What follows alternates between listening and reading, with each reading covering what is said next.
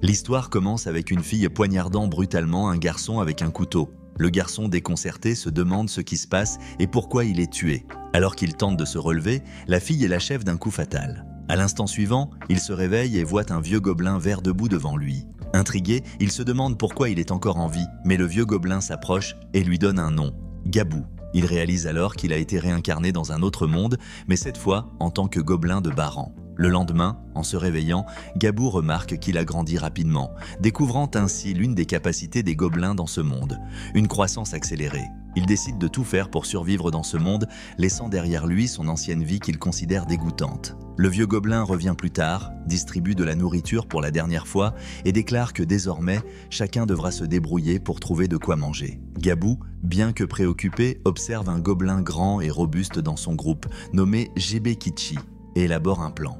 Ensemble, ils quittent leur caverne pour aller chasser dans la forêt. Gabou partage son idée avec Kitchi. Ce dernier attirera la proie jusqu'à un endroit désigné où Gabou l'achèvera. Kitchi accepte et leur première chasse réussit. Ils capturent un lapin cornu sauvage. Cependant, lorsque Kitchi tente de dévorer la proie tout seul, Gabou, furieux, le corrige et insiste sur le fait qu'ils doivent partager équitablement. Réalisant qu'il a besoin d'une arme pour mieux chasser, Gabou coupe la corne du lapin pour s'en servir comme couteau. À sa grande surprise, il reçoit une notification mentale indiquant qu'il a obtenu la corne d'une petite créature. Il met cette pensée de côté pour se concentrer sur le repas. Après avoir mangé, Kitchi est ravi de découvrir une alternative plus savoureuse aux insectes qu'il mangeait jusque-là. Le duo continue à chasser efficacement, avec Kitchi attirant les proies et Gabou les achevant avec son couteau improvisé. À chaque chasse, Gabou reçoit des notifications sur de nouvelles compétences acquises. L'une d'elles, appelée Évasion, lui rappelle une capacité rare de sa vie passée,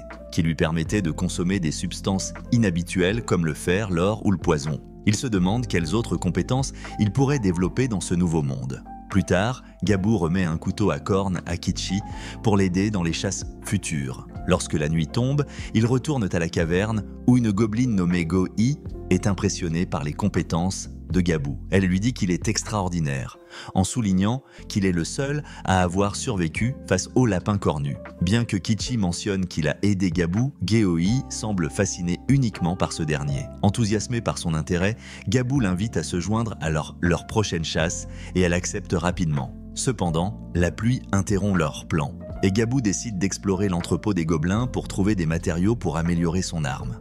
À sa grande surprise, il découvre un groupe de femmes humaines captives. Intrigué, il interroge le chef de la troupe, Gobji. Mais ce dernier ignore la question et parle plutôt de l'évolution des gobelins. Gobji explique que les gobelins naissent avec un handicap statutaire, mais qu'ils peuvent maximiser leurs capacités en chassant leur proie. Une fois le niveau 100 atteint, ils peuvent évoluer en une forme de vie supérieure appelée Olan, bien que ce soit un exploit rare et dangereux. Gobji exprime sa confiance en Gabou, qu'il voit comme le premier de leur groupe à pouvoir atteindre ce niveau. Goi informe ensuite Gabou que des gobelins évolués d'un autre village arriveront bientôt, ce qui lui donnera l'opportunité de voir à quoi ressemble un Haba-Goblin évolué. Motivé, Gabou jure qu'il atteindra le niveau 100 avant leur arrivée. Le lendemain, il chasse des serpents et des monstres de niveau moyen, poursuivant son chemin vers sa quête de puissance.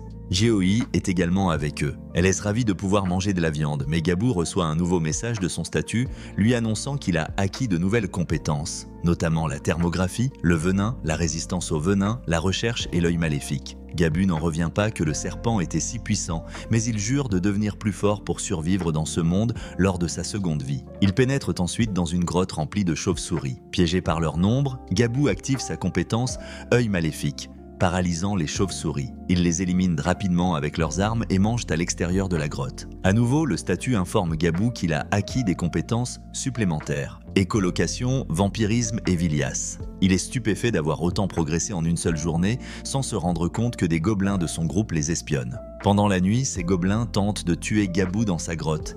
Mais grâce à sa compétence de recherche, il les neutralise rapidement avec son couteau imprégné de venin.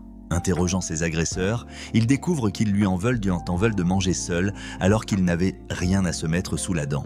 Reconnaissant sa part de responsabilité, Gabou leur épargne la vie.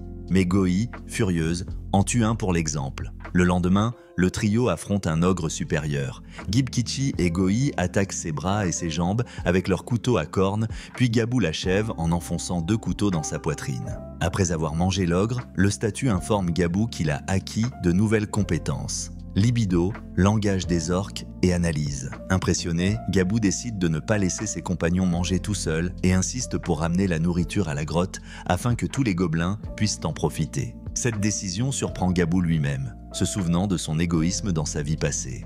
Cette nuit-là, le statut l'informe qu'il a dépassé les valeurs de niveau et qu'il est sur le point d'évoluer en une forme avancée de gobelin. Cependant, il refuse de recevoir la bénédiction du grand dieu de la destruction et de l'origine, préférant une vie paisible.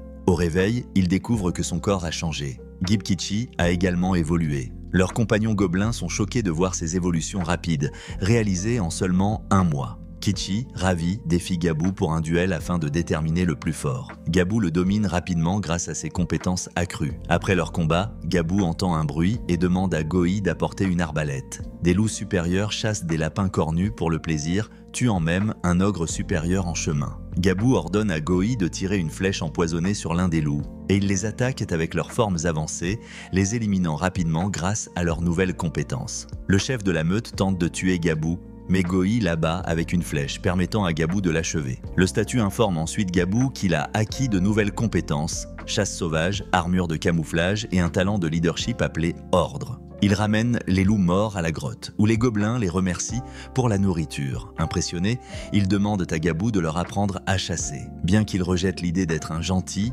Gabou accepte de partager son savoir. Il se promet de devenir un gobelin encore plus fort pour protéger ses camarades. Aimez et commentez si vous avez apprécié ce récit. Abonnez-vous à ma chaîne pour plus de récapitulatifs d'animés et dites-moi dans les commentaires quel anime vous aimeriez voir récapitulé ensuite.